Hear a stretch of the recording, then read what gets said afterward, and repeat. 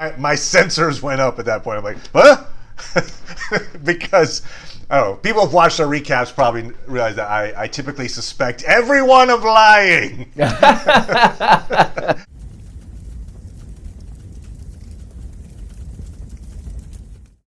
Hey, Internet! It's Paul, it's Matt, the Dork Lords. We are here talking about Star Trek Strange New Worlds, Season 1, Episode 8, The Elysian Kingdom. We open with Dr. Mbenga reading the one children's book he has to his daughter. Goodnight Moon, Clifford the Big Red Dog, I don't know, you get a library, that's all I'm saying. Anyway, no, he's got one book, he keeps reading it to her, great. But he notes that his daughter only has hours left to live outside of the transporter buffer. And that's how we open up, like, oh, okay, time is short. His daughter's life is in peril. We end with Mbenga ending the fairy tale that's been forced on the ship by the nebula by agreeing to let his daughter live on as a spirit in the nebula, being free of disease, but also not being with her father anymore. And that is the resolution to this episode. Paul. Yes? What did you think of episode 8? I didn't like it. You always say, I liked it. So, okay, there we go. I often say that. Yes, in this case, I didn't like it. Okay. I didn't hate it, though.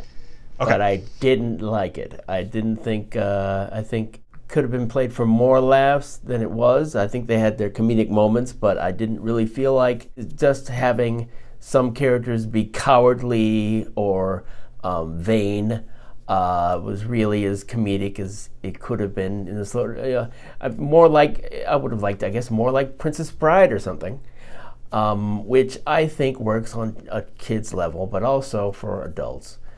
And I think you could choose other Star Trek episodes that were funnier, that had a fanciful aspect of it. So that's true. So I didn't think that worked, and so especially they had this.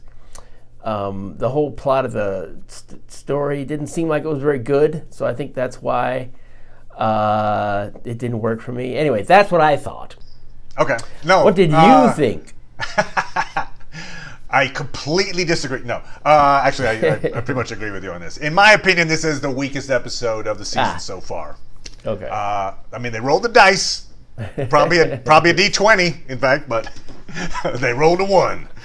When they did the Spock Amok episode 5, I think that was, we liked the comedy. Yeah. And I was surprised that in a 10-episode season, they went with another full-on comedic episode, which this is. But I suppose if the comedy had been funny, if it had worked, I probably still would have enjoyed this episode more than I did. I think the comedy did fall flat for me, too. I agree. Let me say what I liked, though, about it. I liked the resolution to the Mbenga daughter storyline. I could say I liked that it resolved. Okay, yes. This has been an ongoing arc. I don't think there was very many ways they could go with that story. Having a child actor so young limits the, what you can do with that character. And so, that's interesting. Okay. I had already fantasized about them finding a way to age up the character. And so they did that, so that was good. Interesting. Okay. I hadn't thought of that angle. I was thinking to myself, maybe the most obvious plot line might be that they find a cure, and then she kind of becomes the new Wesley Crusher, essentially, on the ship. Oh, hey, look, we have a new crew member. It's my daughter. She's not in the buffer anymore. Now she's hanging out with me in sick bay or whatever. But good point on that. She was pretty young, though, to be. Yeah. It's like, wait, you want me to put my life in her hands? Well, okay, yeah. First day on the job. Okay, he's dying. Oh my God. No, but I guess the most simplistic answer is they could have found a cure, right? They had already a doctor in that previous episode that came over and was like, hey, I can show you how to cure. So they cure her, great. But they went with this more touching storyline idea of a father giving the best life to his child, even though that life is without him. And I think that's a pretty touching resolution to that arc. So I appreciated that. And did you appreciate it happening so quickly? And sure, that it happened so quickly. Friend of the channel, Thomas Ryan, pointed out that the transcendence of Mbenga's daughter in order to improve her life is contrasted with the transcendence of the first servant child in episode 6, I think it was whose life is sacrificed basically to theoretically improve the lives of a planet. You know, so you had this like, hey, this is a good thing for you. This is killing you for us. Yeah. But yeah, so kids transcending. Yeah. Anyway, I thought that was an interesting counterpoint there. Interesting that this nebula can cure her, but only if she sticks around. Okay, we'll come back to that because that is I had a thought about that too. But so I appreciate that this very elaborate conceit was basically designed to get us to have Mbenga make a choice. So I like the result. I don't think I cared for the process, maybe so much. The execution, perhaps. Yeah. The most enjoyable character in the episode to me was Hemmer. I did like that he played that whole science as magic concept. That was pretty fun. And the fact that he embraced his role. Like, okay, I'm not going to talk over these people. I'll just engage them on a level they understand. Got it. And so I thought that's actually where some of the comedy actually worked.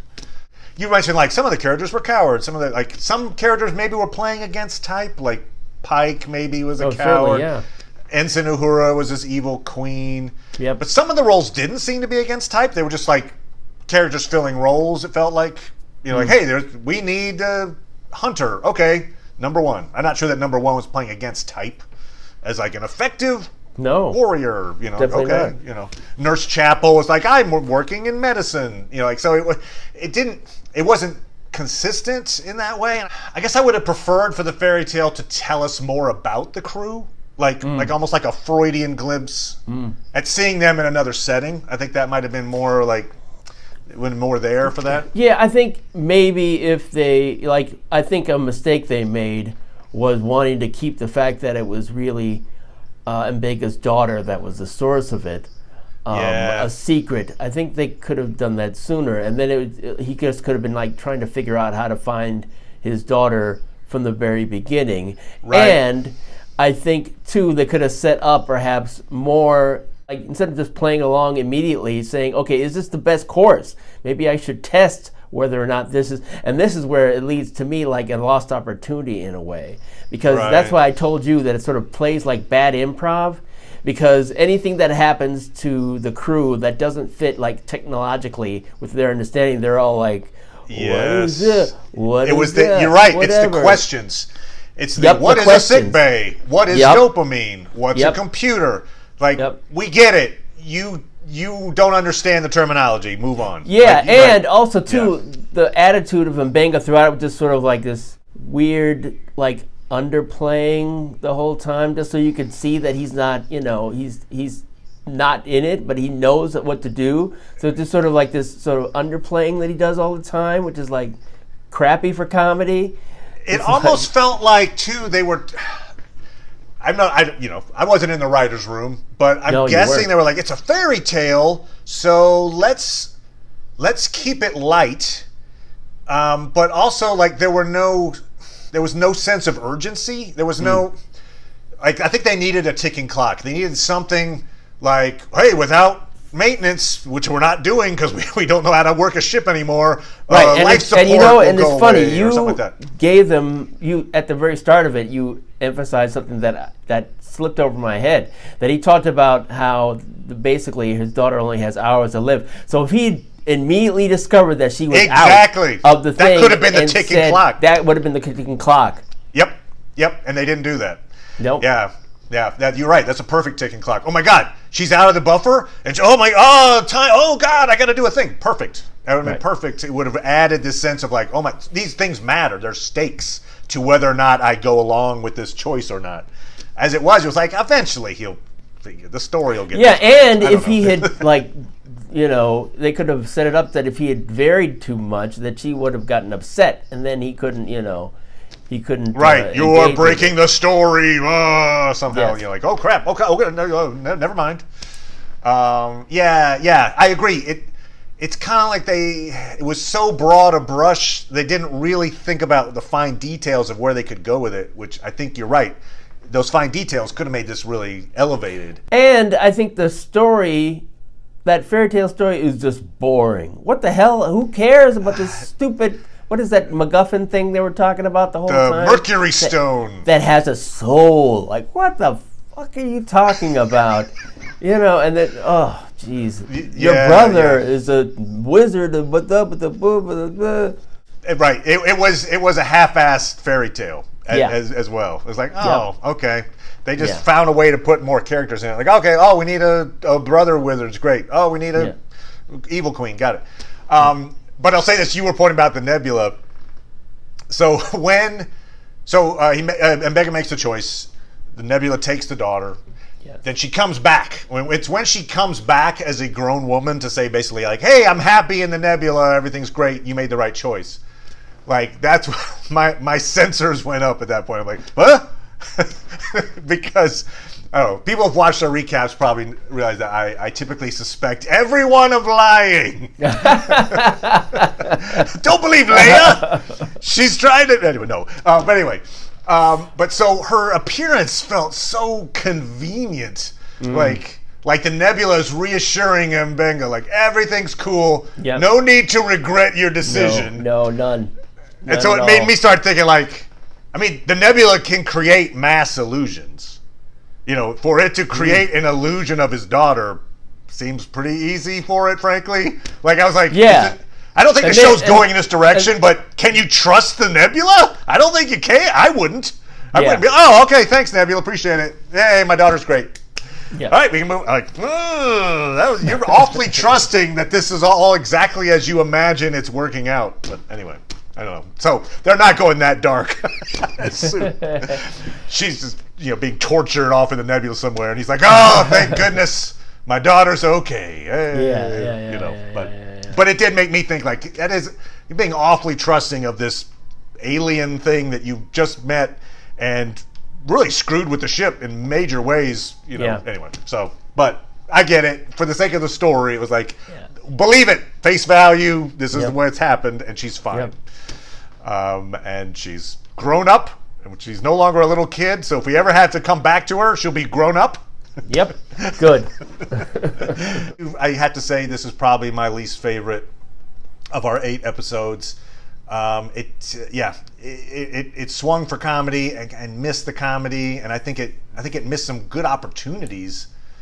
For some clever comedy that just bypassed. So unfortunately, that's the way that one went. Oh, but we are 8 episodes into 10 really, so I'd say our batting average is pretty good.